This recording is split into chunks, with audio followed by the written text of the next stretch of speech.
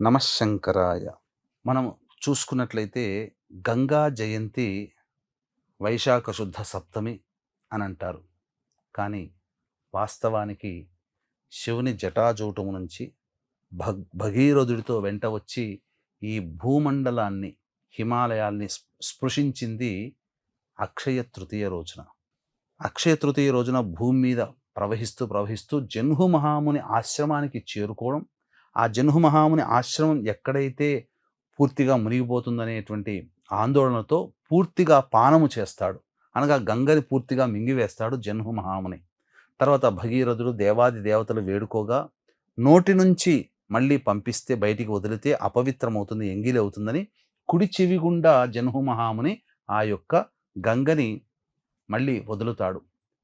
అలా జహ్ను మహర్షి రూపేణ గంగా అవతారము 23వ తారీఖు ఏప్రిల్ అప్పుడు జరిగింది.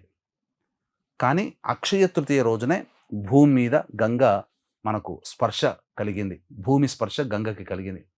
కాబట్టి మనకు అక్షయ తృతీయ రోజున మరియు గంగా సప్తమైనటువంటి 23వ తారీఖు ఏప్రిల్ 20వ తారీఖు మళ్ళీ 23వ తారీఖు రోజున ఖచ్చితంగా మనం గంగా స్నానం చేసే అవకాశం ఉంటే గంగా స్నానం చేయండి.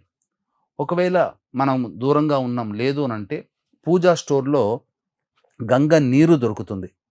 ఆ గంగ నీరుని మనం స్నానం చేసే బకెట్‌లో వేసుకొని గంగలో స్నానం ఆచరిస్తున్నట్టుగా భావన చేస్తూ కాశీలో మనం వెళ్ళాము సశరీరముగా మనం ఆ ఘాట్‌లో స్నానం చేశాము. మనకు తెలవదా? నేను ఇంతవరకు గంగను చూడలేదు అనంటే యూట్యూబ్‌లో చూడండి. గంగా ఘాట్లన్నీ మీకు తెలుస్తాయి.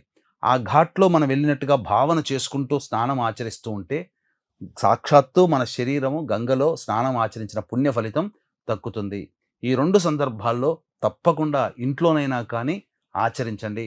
గంగాదేవి యొక్క అనుగ్రహాన్ని పొందితే సకల పాపాలు తొలగిపోతాయని చెప్పవచ్చు.